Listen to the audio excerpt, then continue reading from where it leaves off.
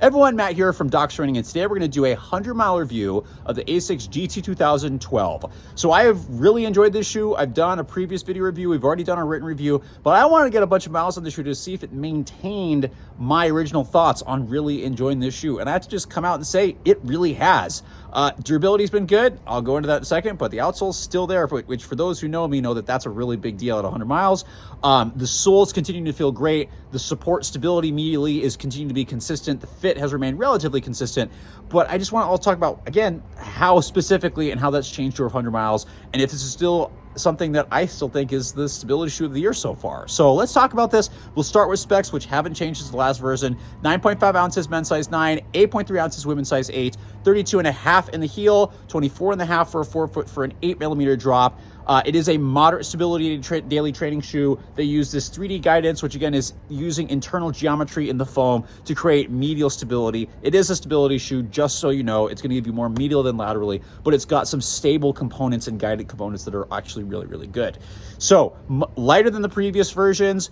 It has continued to feel that way. I've actually done some workouts in this shoe. I did some hill repeats and I did a fartlek. And while it's not the lightest shoe out there, and I'd probably prefer something like the Evo Speed for really doing faster workouts, or even the Metaspeed series, it's done really well. The Pure Gel and the Flight Foam Blast Plus is really great. And every time I've come from super shoes, I expect this to be like clunky, and it's not. It's still got a little bounce. It's not a super shoe, but it's just got a little bounce and plenty of cushioning that feels great, whether it's a recovery run, normal run, or even trying to pick up the pace just a little bit. So people that need a stability shoe and going, you know what, maybe the Tempest isn't the right shoe for me, maybe the Hyperion GTS isn't for me, I just want a training shoe that I can pick up the pace a little bit in and maybe do a marathon or half marathon in, this is a good option. Again, it's not a racing shoe, but it has the ability to go a little bit quicker that I think a lot of people might really enjoy this, because I do think a lot of people don't always need super shoes for racing. Shoe like this will do just fine to be able to be a little bit quicker. So I think this is really great. So good job, Asics, on that. Ride is really, really good. Still really smooth. This is still a nice smooth heel, which again is a big deal for Asics. A lot of times these used to be clunky.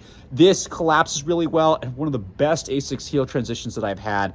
4-foot's really smooth. It's just enough flexibility, not too much, not too little. That just feels like right in the middle. It's really nice and smooth and rolls nicely.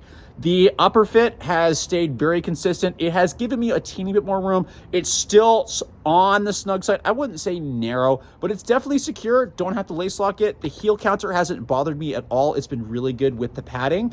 And yeah, it's just something that kind of slips on and almost feels, sock isn't the right term because it's not sock-like, but just like a shoe you put on, you forget about. So if you have normal width feet, or maybe slightly narrow feet, or slightly, you want something slightly snug to be great. People with very narrow feet or very wide feet, this still might be a little bit weird for you. Like, especially if you have really wide feet, this might be challenging. I believe there is a wide version, but it just fits nice in the middle, holds your foot well, and I've never had any slippage issues. So really nice upper that's maintained, no durability problems. And speaking of which, the outsole's doing great.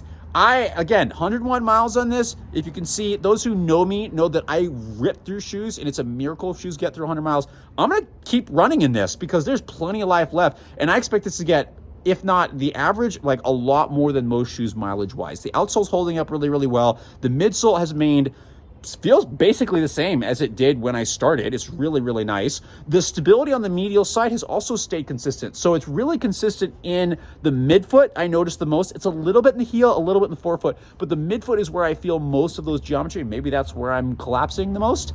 But it's continued on. It feels just as good as when I put it on. So if you're looking for, I'm not going to say simple, but a straightforward stability shoe that has some good cushioning, it's a little bit on the lighter side, it can pick up the pace a little bit, but consistency-wise and really comfortable fit, if that's something you're looking for, I'd really encourage you to look at this shoe. I'm really enjoying it. I'm also enjoying a lot of the stuff that's coming out in the market, but so far, this is my stability shoe of the year for 2023.